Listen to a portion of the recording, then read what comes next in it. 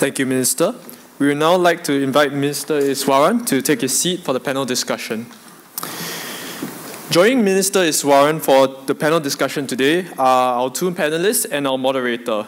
Our panelists for today are Mr. Sanjeev Sanyal, Global Strategist at Deutsche Bank, and Mr. Henry Quek, Managing Partner at Ando Capital and Executive Director at Food Traco Supplies.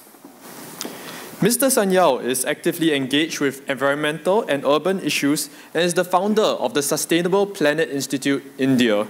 Recently, he was named Young Global Leader 2010 by the World Economic Forum in Davos. Mr. Quek, on the other hand, brings to today's discussion a wide range of experience. He has been with the Economic Development Board and McKinsey and is now an entrepreneur. He is also a strong believer in community service and is very well traveled, having visited over 400 cities worldwide. Finally, our moderator for today is Dr. Thia Jang Ping, Director of the Economics Division at MTI and Head of the Center of Public Economics at the Civil Service College. Panelists and Dr. Thia, please. We have now come to the panel discussion segment of the dialogue. Feel free to share your views with Minister Iswaran and our panelists on today's theme. Please use the mics along the two aisles and introduce yourself, stating your name and the university or organization that you are from before raising your questions or views. We shall now start the dialogue session. I will hand the time over to our moderator. Dr. Thia, please. Thank you very much. Before I take the questions from the floor, maybe I will give the audience some time to reflect on what the Minister just said about the challenges, demographics, opportunities, and facing Singapore. And in this meantime, I will ask the two panelists maybe to also share their views about the population and the economic choices that Singapore have to make, and maybe a quick round of introductions of themselves as well. So maybe Henry, yeah. Well, I started my career with EDB, doing economic development. And then after that, I took a different path, went back to grad school and did management consulting with McKinsey in the US, working on a variety of industries. And then later on, I guess I wanted to do something else, so I went to quantitative finance, basically using math and statistics to predict the financial markets through algorithms. And then at the same time, I'm also very deeply involved in community work in a variety of areas. So I'm very glad to be here today. I need to give us some comments about that. So about the population challenge, I think this is the topic of the day. To me, being a responsible citizen means being informed about issues, and more importantly, being able to differentiate between issues which are important versus issues that are essential to our national survival. So let me drill down into the implication of one key dimension, the declining support ratio. Our elderly support ratio is close to 5 today. So that means that for every elderly above the age of 65, there are 5 working adults to support that. This does not factor in young dependents. So what will happen if we stop immigration today? Well, 18 years later, in 2030, when most of you students are in the range of 36 to 42, the support ratio will drop to around 2. Well, many people say that Singapore is so crowded that we can do with less immigrants, or we should stop our gates. Stop the floodgates of immigration, they say. So, and also they talk about the need to balance economic growth. And we should encourage more Singaporeans to have more babies. Well, let's analyze the situation critically. Is it possible for Singapore to increase the indigenous TFR by a lot? If you look at developed countries in the rest of Asia, you realize that all of them are suffering from declining birth rates. Singapore is not alone.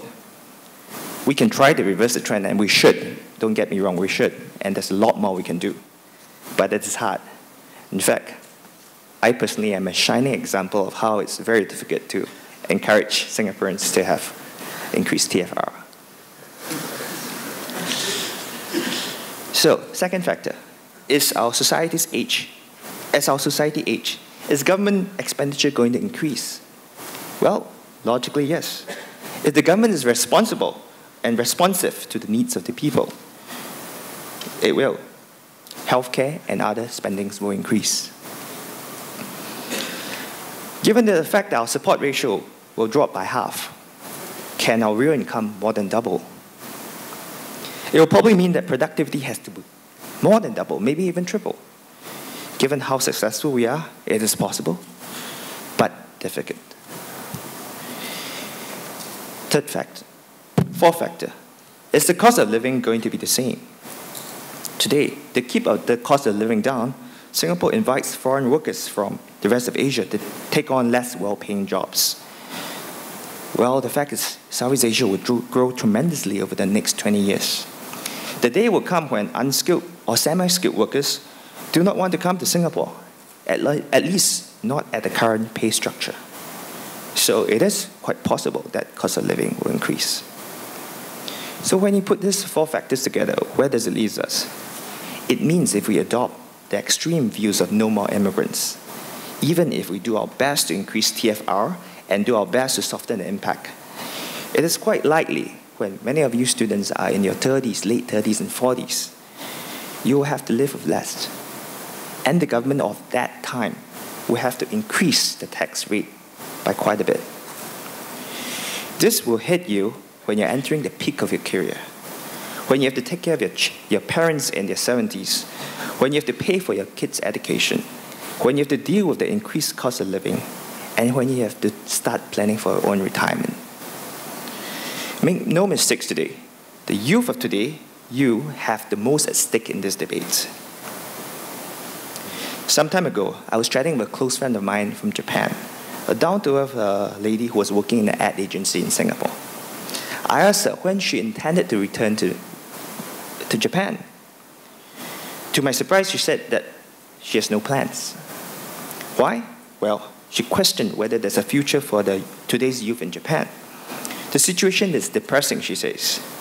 She questioned whether Japan's pension system can pay when she retires. She wonders whether income tax, which is already at 50%, will go up. She worries whether her country can pay off the national debt, which is already at 220% of their GDP. In short, she has doubts about whether the society is sustainable in the most fundamental way. I'm happy to share my thoughts on how we can respond to the population challenge if there's interest, and I do have a long list. But I want to impress upon you that the extreme position that we're hearing on the internet of shutting down our society's doors to immigration has severe implications to society and will hit you, the youth, the hardest. Your generation has the most at stake in this debate. Thank you. Sanjeev? Thank you, Sanjeev. On that optimistic note, well, I'm Sanjeev Sanyal.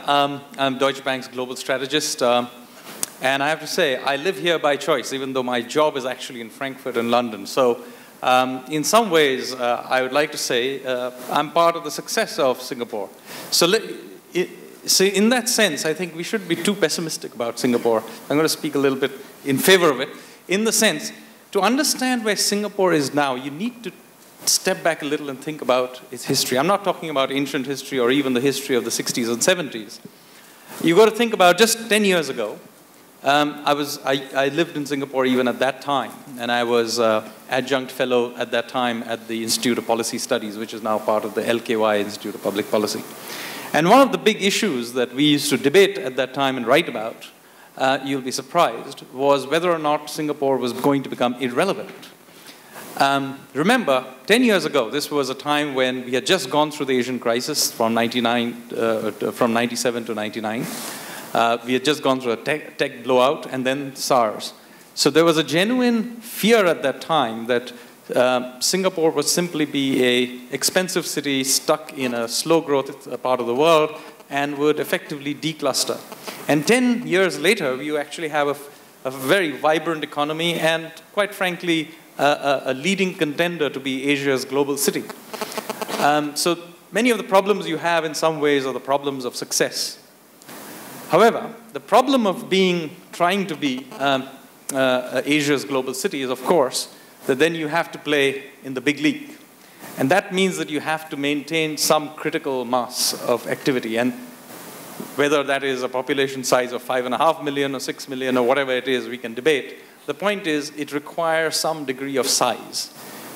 And that is very difficult to maintain at a time when clearly for now several years, Singapore's domestic birth rate has been half the replacement rate. It's not just a little bit below replacement rate, it's half the replacement rate. Which means that effectively within one generation, the local population will half in size. Now, of course, you can use immigration and so on to keep things going. But there are two problems that I think Minister Iswaran hinted to. One of them is, oddly enough, because the economics of cities is oddly an economics of increasing returns to scale. See, if things begin to unwind, it's not just the foreigners who will stop coming, it'll be the Singaporeans who will begin to go out. And when that takes place, then the thing will really spiral downward. So that's one major problem of critical mass. On the other hand, allowing more and more foreigners to run the place and be part of the labor force also has its problems. Because, you see, at the end of the day, to maintain a city like this, you need social, cultural, political continuity. And that continuity can only be provided by an anchor population. People like myself live here because we like Singapore. And we like Singapore, oddly enough, because of Singaporeans. And it would be rather irritating to me if I was living in a rather nameless city without any local color to it. I like going out to the hawker center or whatever and eating local food. That's why I live here. I don't live in another city. So even to attract good quality human capital, I'm assuming here I'm good quality, by the way, you will need to have an anchor population that is vibrant. And that, sadly enough, is difficult to do if birth rates are this low. So I really have to say I commiserate with the problem the government has. It's not an easy one to get out of. There are many ways to, of course, Singapore is very open to immigration. It has a way of acculturizing foreigners over time, but even that takes time. So with that, let me pass it back to the rest of the panel. Thank you, Henry and Sanjeev, for the humorous and sharing. So can I invite the questions from the floor? I hope you guys have time to reflect on the speakers. May I invite the first question, please? The minister implicitly drew a distinction between growth rate, as in clearly the total GDP. And that's quite distinct from growing GDP per capita. And that makes an enormous difference. I think the minister also makes clear there is a phase of catch-up growth when the technology gap is very big and we could grow at something like 5% per annum on GDP per capita. And people's life can improve every 14 years. Now we're at a stage where it's going to be more gradual. But in thinking about being where we are now, a much more mature economy, and we could just cruise along. And if we could grow at the US, number for GDP per capita, that's just about 2% per annum. So life will improve only every 35 years. So when we're up there, I think we're no longer talking about generating big growth rates. but there clearly is the potential to lift up the level of productivity. Economists talk about growth effects and level effects. And if you could raise the level, then in transition, there'll be some growth as you move toward a higher level. So in thinking about Singapore, I think we're all clear. The president kind of alluded to the fact that, as high as our GDP per capita is, in services, which is the expanding sector of the economy, by and large, our productivity is low. And that's also dominated by a lot of SMEs. So one obvious way to try to raise the level of productivity is to see what we can do in this next phase. The earlier phase was about MNCs borrowing technology and so on, and we caught up. Now, clearly, one strategy must be to help SMEs get to the level of how SMEs on average are in Europe, in America, and so on. Yes, we'll be interested to hear the minister's perspective on how we are doing on that front? Because clearly at one level it's also about creative people, but another level is also about policy. It's about financing, it's about helping them to break into export markets and so on. So your thoughts, please. Thank you for the question. I'll offer some perspectives based on what government is doing and I think what are the possibilities, and then I think others can comment. I think you're absolutely right. Productivity is going to be an important part of our effort going forward. And there are some sectors where we have to do a lot more work. You see, the externally oriented sectors, which are, because they're exporting and competing with the international market, they tend to have exogenous pressure on them to up their productivity. They have to be price competitive in order to be able to deliver. Otherwise, the customers will go away. Your local, non-tradable areas is where your biggest issues are. And you've highlighted the SMEs in the services sector. So let me give you an example. A few nights ago, I was at the retail industry's annual event. And our retail sector is doing well, has grown significantly over the years, compounding at about 4 or 5%, if I recall correctly, in terms of overall sales and value add. But our productivity in the retail sector lags Hong Kong, lags New York, and several other major cities around the world. What it basically means is our workforce in the retail sector can work a lot smarter and can deliver a lot more value for themselves, for the company, and of course for the customer. So what we are doing, so there are general programs that we are undertaking, and I highlighted some of them, the productivity innovation credits and so on. This is in general to incentivize companies to spend on productivity initiatives. But we are also, and this is where I want to emphasize the nature of the effort. When we embarked on the national productivity effort this time, we recognize that there's an effort at the national level, but we need to bring this down to the level of individual companies, individual workers, and specific sectors.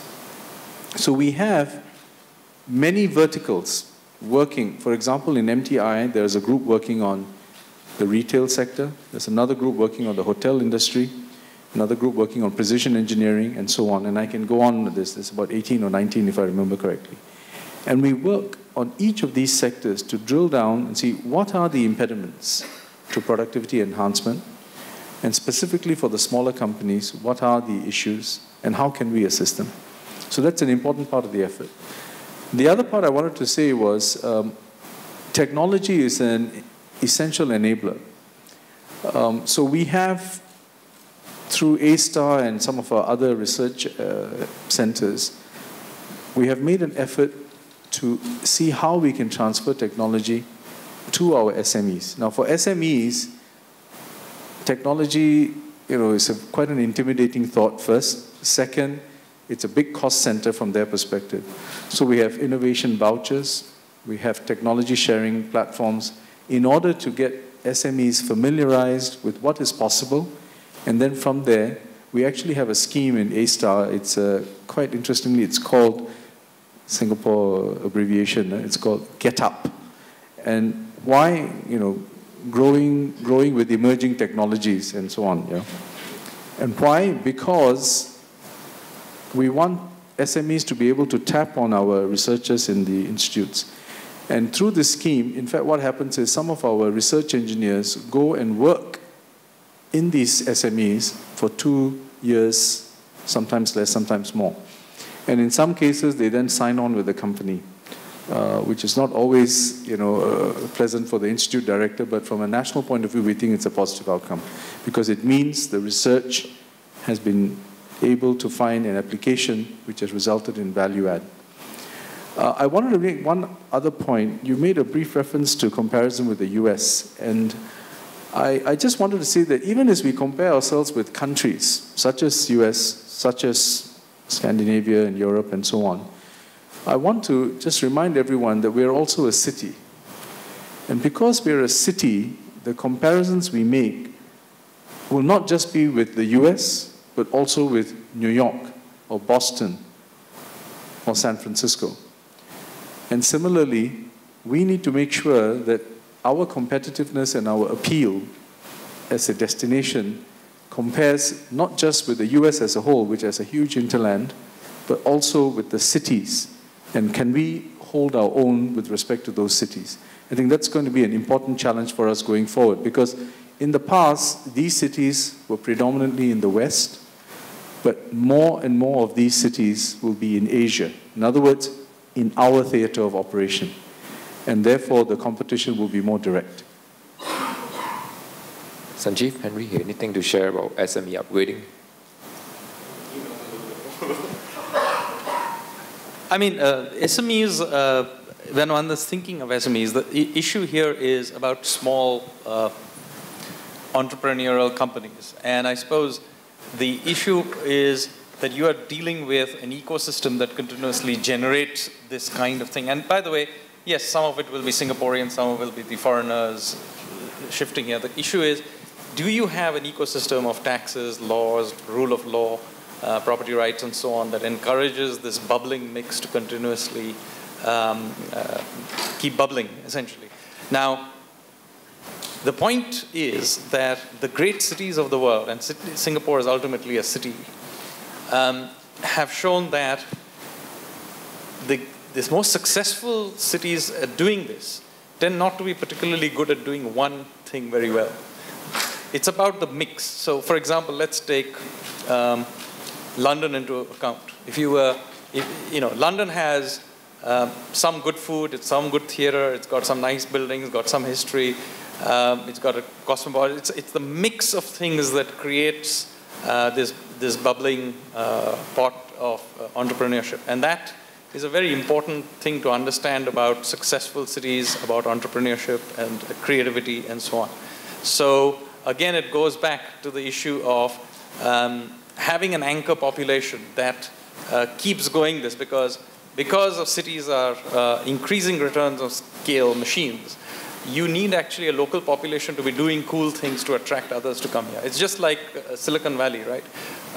Because interesting things are happening there, the interesting people move there, and that keeps the cauldron bubbling. So even to get SMU and the whole culture to keep going, you really need an anchor population doing it. Yeah. I also like to talk a bit about increasing productivity in SME. Prior to this session, we were having a discussion, a few of us having a discussion about productivity, specifically in the hospitality and restaurant sector. Somebody commented to me that Singapore's restaurants are not very efficient and service is not the most excellent in the world. Well, I understand where he's coming from, and to some extent it's true. And I think the challenge is also that there isn't enough success stories, because sometimes success begets success. For example, how many restaurants do you know who really, really have excellent service? Well, to some extent, it's the issue of incentives. Do you incentivize the service staff enough through tipping, through profit sharing to get them to do better? There's also the other side, which is people need to know what good looks like. So with regards to productivity in this sector, I would say that it's hard to get it going, but after a while, when we have more and more success stories, and when we spread this success story, it will catch on. And this is, frankly, the story of Singapore. When we all started something, there's so many armchair critics saying we cannot do this and giving us 20,000 reasons why we cannot succeed. But slowly and slowly, we get going. And once we have a critical success, then we will suddenly make leaps and bounds. And then after that, people always said, this was meant to be, this was our destiny. So my point is that with regards to productivity, it's a slow grind. But let's not give up. Let's continue, and it will attain critical mass. I couldn't agree with him.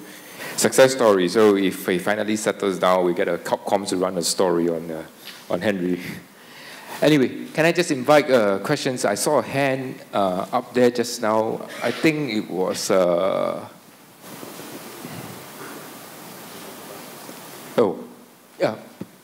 So, with regards to the strategy that Minister Iswaran mentioned... Sorry, what's your name, please? Sorry, my name is Mayank, and I've just finished my Master's in Economics. All right, with regards to the strategy that you mentioned about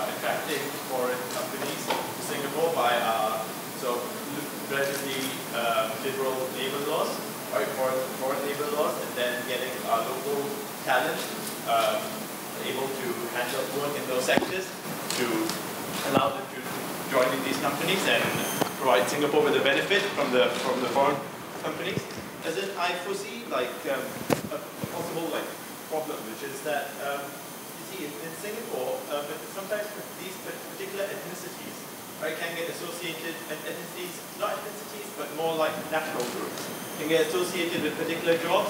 Like for example, the construction worker industry in Singapore is associated with Bangladeshi nationals, right? And this sometimes discourages Singaporeans from joining in, right? A more pertinent example, maybe the engineering sector in Singapore, right? Local engineering is associated, slightly less so, but with Chinese nationals, right?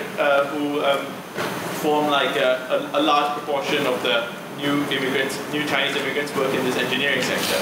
So in the future, perhaps this could cause Singaporeans to be averse to working in these sectors potentially. And what that could entail is that these sectors then need sort of go and ask for even further liberalization of the labor laws. So how do you what are some strategies you propose? Thank you, Mayank. I presume everybody could hear. Let me first say, on your second point, I'm not sure that engineering is necessarily associated in Singapore with just Chinese nationals.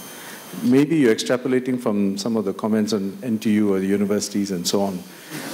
But the truth is, we have got very good Singaporean engineers, and they're in many different fields. And we also have some good foreign engineers who are here in Singapore, although not all of them are doing engineering jobs. Yeah. So I want to just make that point because actually we have a strong engineering base. This has been a traditional source of competitiveness for us, and we must continue to maintain that. And we want to encourage more Singaporeans to take it up as one of their educational options and career options as well, because that underpins a lot of the activities that we see coming ahead as well. But your broader point is, and you used the example of construction, I think that's a good example to use, that there is a certain perhaps stigma or stereotype associated with it because a particular ethnic group is associated with that, and you cited the Bangladeshi workers as an example. I would say that construction is an example of a sector where we may always need a certain complement of workers from overseas. And the reason is, there's a variety of reasons for it. One of the factors is that construction tends to have its cycles.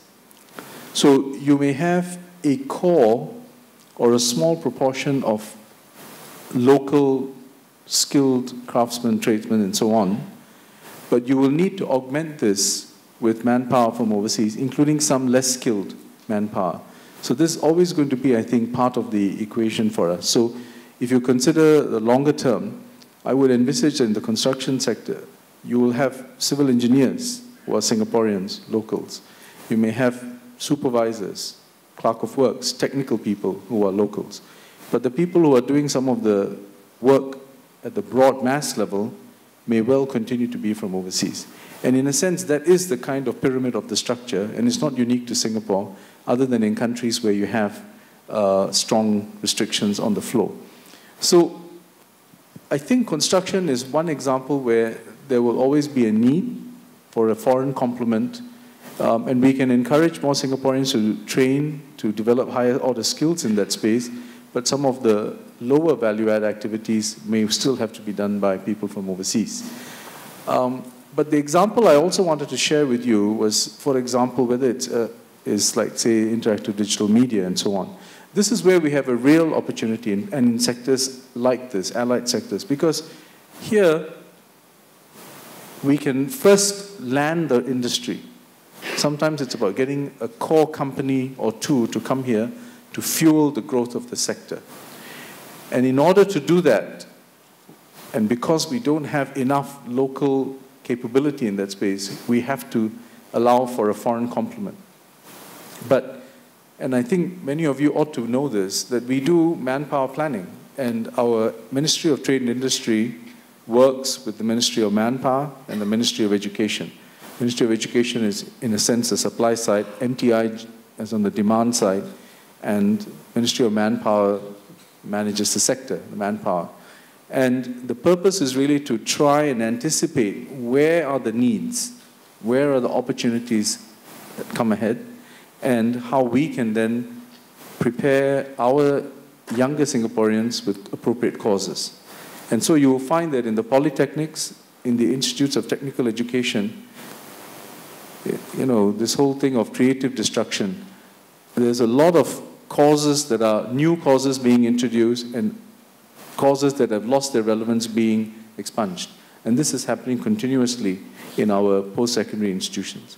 So I just want to highlight that point. So there is a deliberate effort to do this, but it takes time because we need to persuade people to then take up the option in that career. Yeah, and I'll second that. And to also point out that this is not at all unique to Singapore. If you, as I said, it's much more useful in many ways to think about Singapore as a city. And cities around the world, as they evolve, have gone through these throughout history. So if you take, for example, the way New York cabbies have changed their nationality over the last 100 years, it's fascinating. It would have been 100 years ago been Irish and Italian Catholics. By the end of the century, it would have been Indians, and now more recently, beginning of the 21st century, it's become more Haitians and people from the Caribbean. So this evolution is very common, and it happens at every level. So, for example, early 20th century doctors in the U.S. would have been largely Anglo-Saxon. By the second half of the century, they were predominantly Jewish, and today they are increasingly Asian, both Chinese and Indian origin. So this phenomena is not unique to Singapore. There are many interesting academic and sociological papers written about why this happens. But in some ways, it's one of those things that cities seem to go through in waves. About this issue about foreigners coming and taking over some sectors, I think it's an issue of prioritization we have to do as a society. Our birth rate is around 35,000 now. That's very different from many years ago. So every Singaporean, to me, as a citizen, is precious. So then the question here is, where should we allocate, or as a society, where should we allocate Singaporeans? Logically, we should try to decide which sectors are which are great opportunities and we want Singaporeans to do best in. And then there's the other extreme, which is certain sectors which maybe contribute less, have less pay, impact the cost of living to Singapore. And so maybe at the lower ranks of those industry and sectors, it might make sense to keep it relatively open to international competition while having Singaporeans to lead those sectors. Now the challenge comes in the middle, where there's no clear answer. It could go either way. So that is also where some of the Singaporeans' frustration come in, where they wonder whether foreigners are crowding out Singaporeans in those sectors. I think the solution there is that the government, or at least the bureaucracy, maybe it's MOM, maybe it's others, have to actually take a sector by sector, industry by industry, hard look and see what is the magic golden mean. And it frankly means the bureaucrats have to get out of the comfort zone. They may have to sometimes make gutsy decisions that are out of the norm and say, hey, maybe in this industry there's something interesting going on.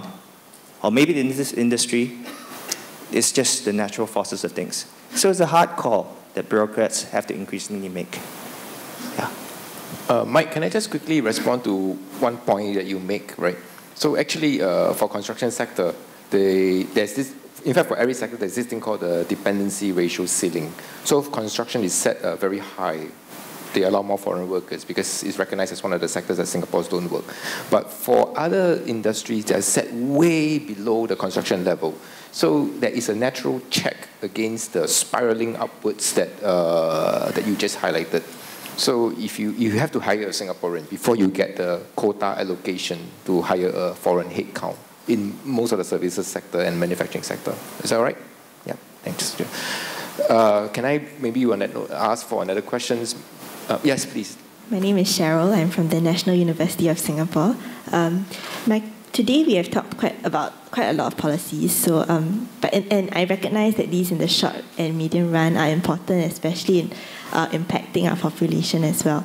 But my question is whether you feel that there is a trade-off that has to be made between population and economy. So, one of my fears is that as we doggedly pursue economic growth, perhaps this will jeopardize, in fact, our long-run pursuit of a growth of a resident population.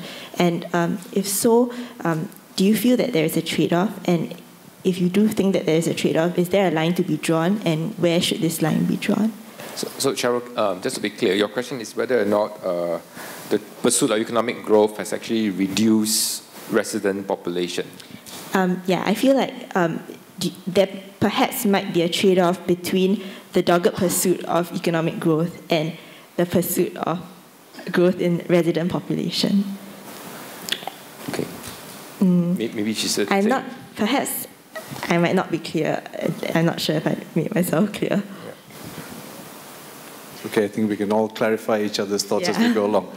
So, let me respond first and give you my perspective on it. First, you used the term dogged pursuit twice. That has certain connotations which I want to dispel immediately. I think pursuit of economic growth cannot be an end in itself. It does not make for good public policy logic, you know. It must be seen in the context of what are your larger aspirations as a nation. And clearly, your larger aspiration must be for a better quality of life for your citizens, right? So I think we've got to put it in that perspective. So our pursuit, if you will, of economic growth has moved from the era of when we were a subsistence kind of economy, and then we moved through the times, and now many would consider us a mature economy. The key point I want to make is, you ask, is there a trade-off? Answer is, yes, there is. It is unambiguous, and that was what I was trying to say in my speech as well. The reason why there is a trade-off is because our population is a key factor for our economic growth. And when we face constraints demographically, it must impinge on economic growth unless there are compensating trends.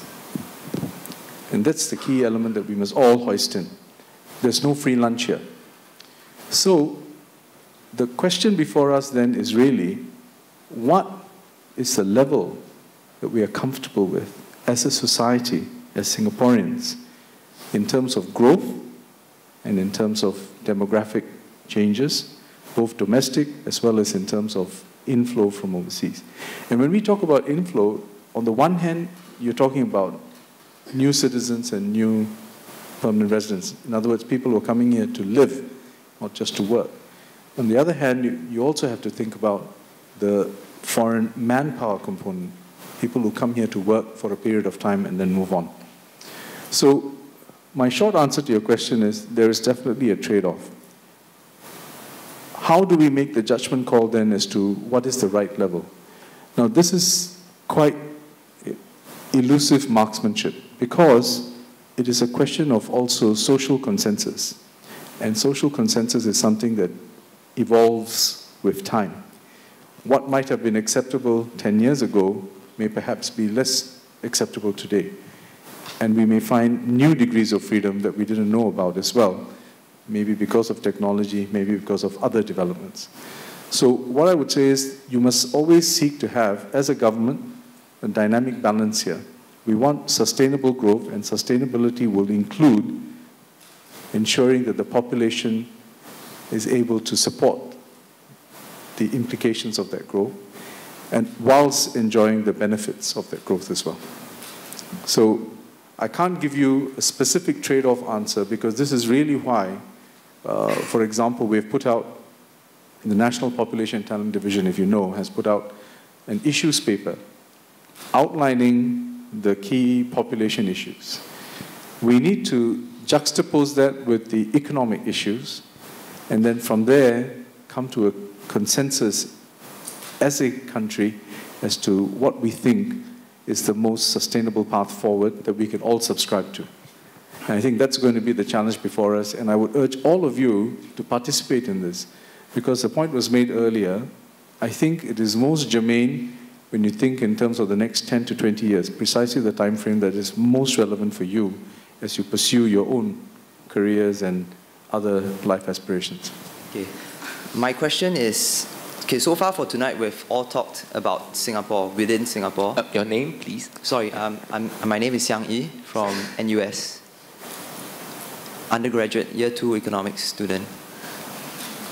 Well, I'm not really trained yet in economics, but I understand this conference, or this message has all been about Inside Singapore, about GDP. I'm just wondering whether can we take this a step further and analyze GNP, gross national product, to factor in some of our more successful companies overseas like Hyflux, water management, water treatment, and Bread Talk Group, which has branches in Shanghai and many more major cities in China. So if we consider not just inside Singapore but outside Singapore, could we come at a solution to challenges we are facing here in our nation, or would it just be a disincentive for countries to go out of Singapore? Yeah, I hope this is a manageable question. But you use GNP, GDP, and I'm very aware that there are many economics professors here, and they'll all have their perspectives on this. But let me put it to you in a more, I used to be in investments. Used to do investments, and so we used to look at companies and we're analyzing their growth paths and so on and opportunities before you decide on whether to make an investment. And clearly, Hyflux was in fact one of the companies that the organization I worked for invested in. And when we were investing in Hyflux, at that time, they had not quite developed their external wing. They were just starting to do things in China. But we decided that first, they had a core capability premised on technology. Second, that their base in Singapore afforded them a very good springboard from which to address opportunities in the region. And third, we also formed a view of the company and its leadership and management team before we went ahead. Why do I bring this up? In context of your question, yes, when companies, our companies are successful internationally and in foreign markets, that has a certain spin-off for us. But you must remember that at the end of the day, the spin-off, if it is in terms of just a flow of capital, whom will it benefit? If the spin-off is in terms of real economic activity linked to something going on in our domestic market, whom will it benefit? So for example, again using Hyflux, because you also talked about them, they've got R&D here.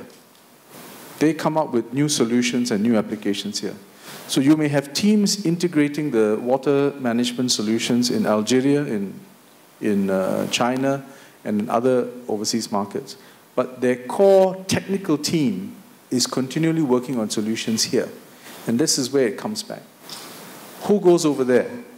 The guys who lead the teams to do the systems integration, and they employ local as well as some of their own people to go and manage the project.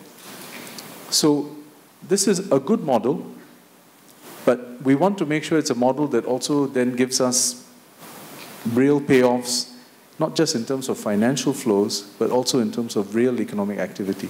That will give us a true outcome that we seek in terms of creating good jobs for more Singaporeans, right? Now, you also have to just think about the implications of what you say. If all our companies start to go abroad and all Singaporeans go abroad, or many Singaporeans go abroad to work, then who's going to do a lot of the other work here? Because we do have non-tradable and domestically oriented sectors. So there's a flip side to this, which is as you externalize and you do more in terms of offshore, there will be even greater pressure on our demographic trends and in terms of the need for a foreign complement to support what we're doing here as well. So please have that in mind as well. But you make a very good point, and this is also why in the Ministry of Trade and Industry, one of our key objectives is to achieve greater market access for our companies. So we've got 18 FTAs. The DS of MTI, who leads a lot of our trade negotiations, is here. We have got 18 bilateral free trade agreements. We are a member of the WTO. We actively participate in APEC. We are now involved in the Trans-Pacific Partnership discussion. All of these, I can tell you, are very intensive exercises, and the main reason we do this is to achieve greater market access for our companies, so that if you're manufacturing goods, you can sell into those markets. You might be able to locate some capabilities in those markets. Or if you're in the services sector, again, you have untrammeled access. So I just want to give you that perspective as well. So we are always supporting our companies in this effort. FTAs are one part of it, free trade agreements. And IE Singapore also offers, there's a bunch of financing schemes as well that they can tap. Can I get a permission? Maybe we get one round of 2-3 questions, and then maybe you can answer the GNP, GDP question later as well. So I'm mindful of time. Can I invite a last round, or maybe 2 or 3 questions at one go, and then we can answer together? Yeah, please, gentleman in black. Yeah, basically my question is, I understand that we are making like SUTD and SIM the 5th and 6th uni according to the National Days Rally. And we'll be expecting 40% of our cohort to be a graduate by 2020, as you said earlier.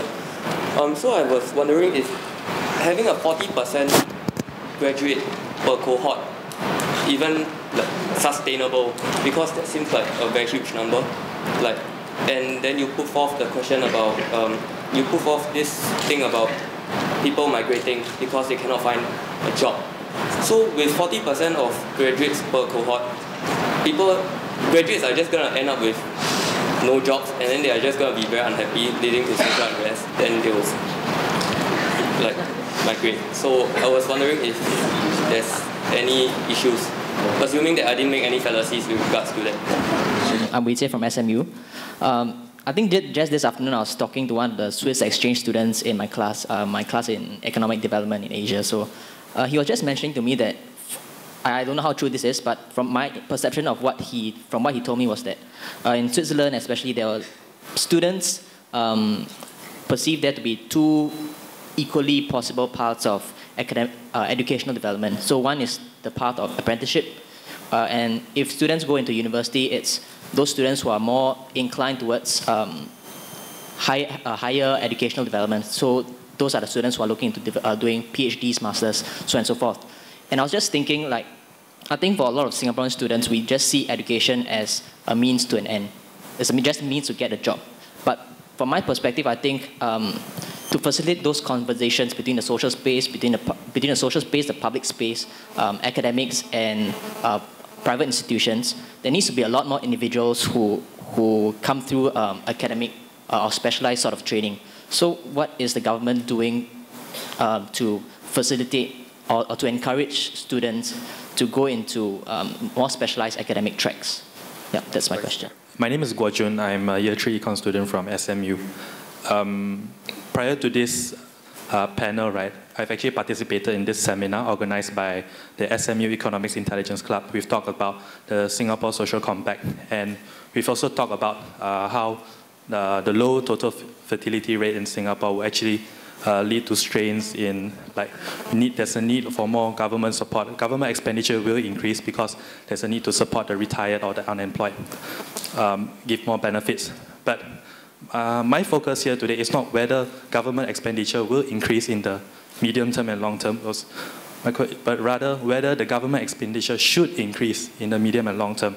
Because let's take healthcare for example. So my focus is on healthcare. We may have Singapore may have one of the best healthcare services in the world, but it is not the most affordable one, you can say. By comparing countries, public expenditure in healthcare has been really low compared to other countries such as UK, Australia, and other European countries. From the seminar that we have discussed around last week, if healthcare, we actually discussed and said that if healthcare were to increase by almost double, it doesn't really strain our public expenditure, as it only increase by 0.3% of GDP, which is actually not a lot like this over there from what we discussed. Even if we were to do any tax revisions, right, to actually meet up with this increase in public expenditure or government expenditure, we will still remain very competitive. Right? If we were to revise like corporate tax, we will still be able to remain competitive, let's say with countries such as Hong Kong. So my question is, in the light of like our population is not growing very well with TFR of around 1.25%, is it about time that we should start increasing expenditure to actually, such as in healthcare, right, to meet the possible problems that we may face in the medium term and long term? Thank you. Two questions on healthcare and one question on two questions on education, one on healthcare and one on GDP versus GNP. All yours. Okay, I mean, I think they are all really closely related, and it goes back. Starting with the first question, I mean, basically it goes without saying that a city like Singapore has to be outward oriented. But the problem that Minister Iswaran clearly pointed out is that it cannot in any way interfere with the critical mass that is based here. Because if the ecosystem here loses critical mass, then yes, you'll have one generation of companies that have gone out and done stuff. But then where is the next generation where continuous bubbling mix that is throwing up new companies will be disrupted? So yes, you can push for some GNP vis-a-vis GDP, but you have to understand that great cities are ultimately about critical mass, which fits with the other issue about education. Interestingly, the history of cities is that if you have high human capital, it actually attracts jobs. Because, again, as I keep saying, cities have the economics of increasing returns to scale. So the fact that there are great universities in the Silicon Valley general area doesn't mean that there are lesser jobs for those people coming out from there. In fact, quite to the contrary, they actually generate jobs there and suck in even more from other places. So one of the things I presume the government is trying to do there is to maintain this critical mass of human capital. In fact, create more and more. It's not just about creating larger and larger population, but creating this mass. And of course, it goes back to the old problem that how do you keep doing this in an environment where the next generation is simply not being born?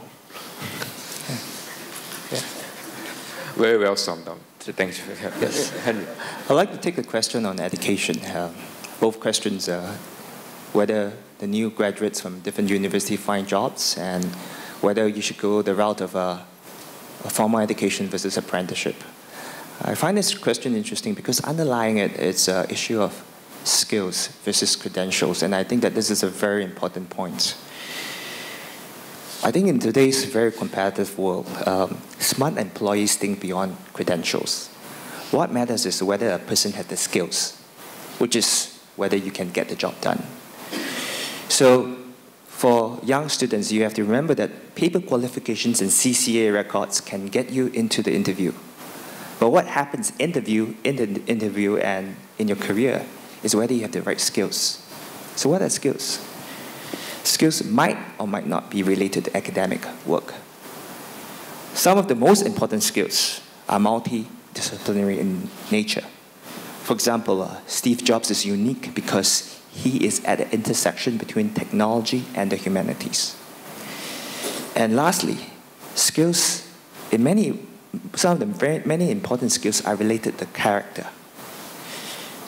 Don't forget to develop your character. So to paraphrase Margaret Thatcher, watch for your habits, for they become your character, and watch your character, for they become your destiny. So beyond the daily life in SMU, ask yourself, are you doing all you can to make sure you have the relevant skills for a very challenging world? Yes. Thank you for those questions. I thought they were very interesting ones. And And it's important that I make the pitch here. This is why public sector economic work is very interesting. And all of you should seriously consider a career. And Chang Ping and the rest will elaborate on this much more later. But let me start with the point on healthcare. Your question was a normative one. Should we do it? Not whether we can do it, but it's should we do it? And I would give you a few perspectives, because at the end of the day, the should answer is should be responding to a variety of considerations. And the one thing that you did not mention in your question, you talked about how much they are spending in different countries and how we compare relative. But we must link that to healthcare outcomes as well. That is fundamental. Because it is not about throwing more money or more resources and expecting the outcome to emerge. So, by all accounts, we have been able to achieve significant healthcare outcomes with a relatively less expensive, less significant outlay in relative terms. Now, some of that is a population dividend because we're a younger population and older populations tend to have greater healthcare. And we too, as our population ages, will have to incur more expenditure in tandem with that. So you can see that we are spending more on infrastructure such as building new hospitals and also all the community level support, so community level nursing homes and etc., right? So the objective of our exercise is really to evolve our healthcare system in tandem with the needs of our population.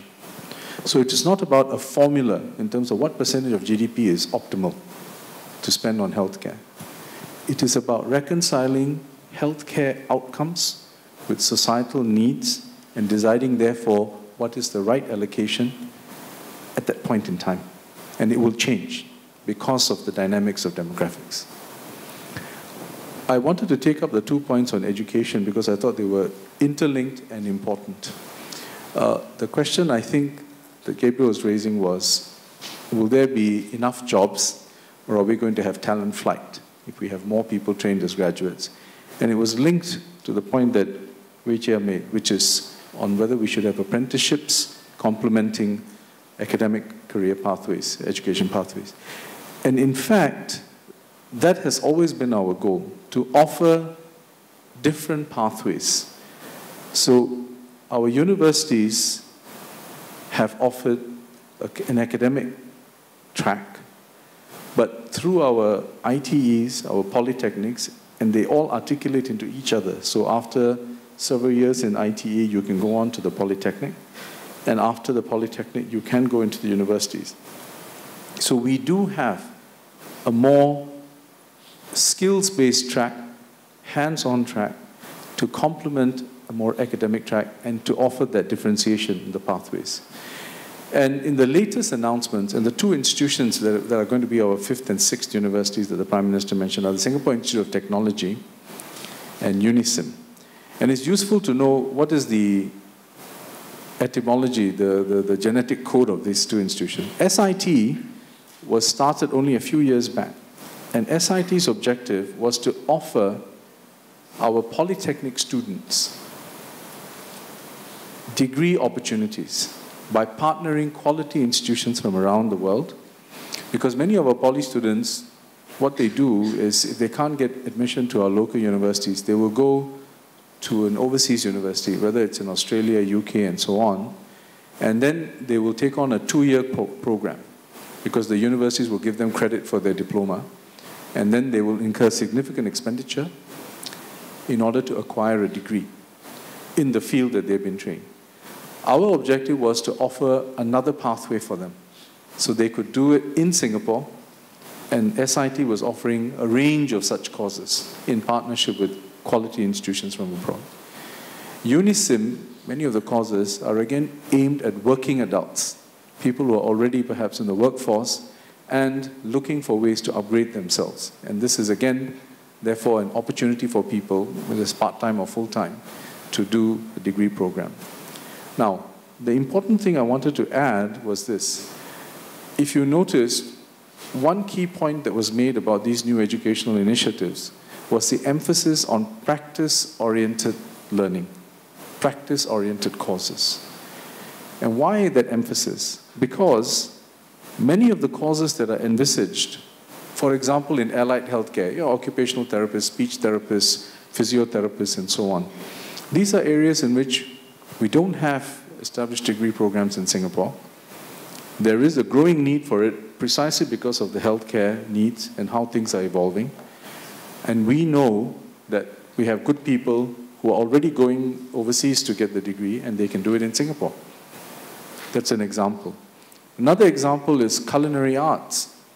This is from America, and it was an institution I met them because I used to be in the Ministry of Education. And again, this is because there is a legitimate, and this is important because this doesn't compromise on the quality.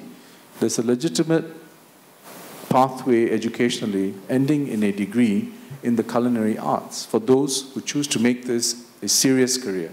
And we can do that, and we're offering that. And there are many other examples like this.